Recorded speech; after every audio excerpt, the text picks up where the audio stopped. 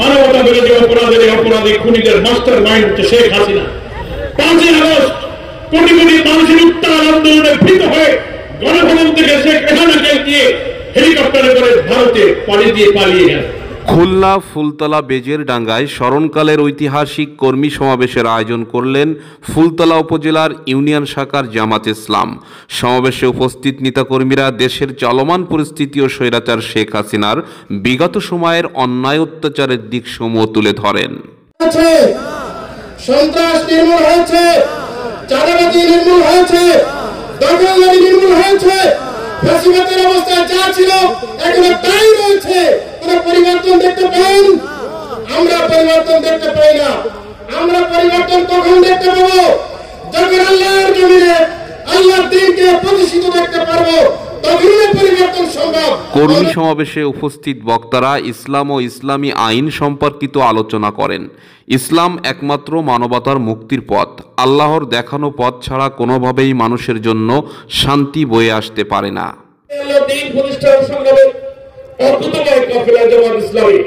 জামাত প্রতিষ্ঠার পর থেকে আজ পর্যন্ত জামাতের স্লোগান হচ্ছে আল্লাহর আইন চাই, সব লোকের শাসন চাই।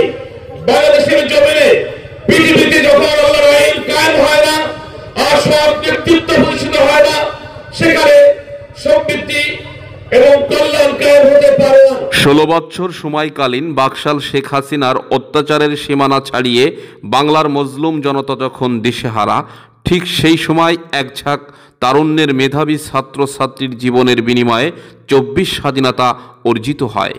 মজলুম জনতা মানবতার ফেরিয়ালাত ডাক্তার শফিকুর রহমান বলেছেন, আগামী দিন যে সরকার গঠন হবে সেই সরকার ইসলামী সরকার হবে ইনশাআল্লাহ। আমরা সকল দল দেখেছি, সকল দলের শাসন দেখেছি, আমরা একমাত্র ইসলামী শাসন দেখব ইনশাআল্লাহ। যে সকল বিষয় নিয়ে বক্তারা শহীদের স্মরণে আত্মার মাগফিরাত কামনা করেন, একই সাথে সংস্কারের মধ্য দিয়ে আবারও একটি গ্রহণযোগ্য নির্বাচনের মাধ্যমে নির্বাচিত সরকার আনতে অন্তর্বর্তীকালীন সরকারকে আহ্বান করেন। আমরা যেখানে বসে আছি, এই সুন্দর পৃথিবীর এই জমিনটি সৃষ্টি করেছেন আল্লাহ, এ ব্যাপারে কি কারো সন্দেহ আছে? আমরা যেখানে বসে আছি, আমাদের মাথার উপরে আসমান সৃষ্টি করেছেন আল্লাহ, এ ব্যাপারে কোনো সন্দেহ আছে?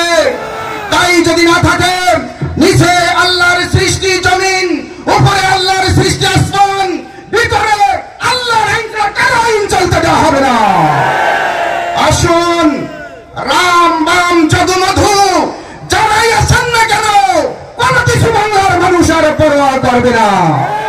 আগামী দিনের রাষ্ট্র ইসলামী মূল্যবোধে কোরআন সুন্নাহ ভিত্তিক রাষ্ট্র পরিচালনা হবে ইনশাআল্লাহ। ফুলতলা উপজেলার স্মরণকালের কর্মী সমাবেশে প্রধান অতিথি ছিলেন অধ্যাপক মিয়া গোলাম পরোয়ার, সেক্রেটারি জেনারেল বাংলাদেশ জামাত ইসলাম। বিশেষ অতিথি ছিলেন মাওলানা ইমরান হুসাইন, কেন্দ্রীয় মজলিসে শোরা সদস্য ও খুলনা জেলা আমির। উপস্থিত ছিলেন জামাত নেতা জনাব মুন্সি মিজানুর রহমান, অধ্যাপক মিয়া গোলাম কুদ্দুস, জনাব মুন্সি মইনুল ইসলাম, প্রিন্সিপাল গাউসুল আজম হাদি, জনাব শেখ সিরাজুল ইসলাম, অধ্যাপক আব্দুল আলিম মোল্লা, মাওলানা শেখ মোহাম্মদ ওবায়দুল্লাহ, মাওলানা সাইফুল ইসলাম খান, মোস্তফা আল মুজাহিদ, জনাব আলী আকবর মোড়ল, মাস্টার মফিজুর ইসলাম সহ জামাত ইসলামের থানা নেতৃবৃন্দ ঐতিহাসিক কর্মী সম্মেলনে যোগদান করেন। পুরুষের পাশাপাশি মহিলারাও কর্মী সম্মেলনে উপস্থিত ছিলেন। কর্মী সম্মেলনে জামাতের জেলা পর্যায়ের, কেন্দ্রীয় পর্যায়ের নেতারা পৃথক পৃথক বক্তৃতা করেন। বাংলাদেশ জামাত ইসলামের সেক্রেটারি জেনারেল অতীত এবং বর্তমান সময়ের বিষয়বস্তু নিয়ে ব্যাপক আলোচনা করেন এবং এটিএম আজহারুল ইসলামের মুক্তির দাবিতে বিশেষ বক্তৃতা দেন। এখানে আমার হিন্দু ভাইরা অনেক আছেন, মা বোনেরা আছেন। আমাদের মনে রাখতে হবে, আগামী নির্বাচনে হিন্দু মুসলিম বৌদ্ধ খ্রিস্টান মিলে আমরা একসাথে নতুন বাংলাদেশের জন্য কাজ করব। ইসলাম হচ্ছে সব ধর্মের মানুষের জন্য কল্যাণ। তাহলে হাসিনার আমল তো শেষ, তার আমলে যত মিথ্যা মামলা, নিবন্ধন হারালেন আওয়ামী লীগের মিথ্যা মামলা, আজহার ভাইকে ধরলেন মিথ্যা মামলা। তাহলে সেই সরকার যদি চলে যায়, সরকার যদি অবৈধ হয়, তাহলে মামলাও তো অবৈধ হবে। কি বলেন? এই মামলা বাতিল করা, আজহার ভাইকে মুক্তি দাও, নিঃশর্তভাবে মুক্তি দিতে হবে। আমরা ঘোষণা করেছি মুক্তি দিতে হবে অবিলম্বে। আদালতের মারপ্যাচ জটিলতা আমরা বুঝি না।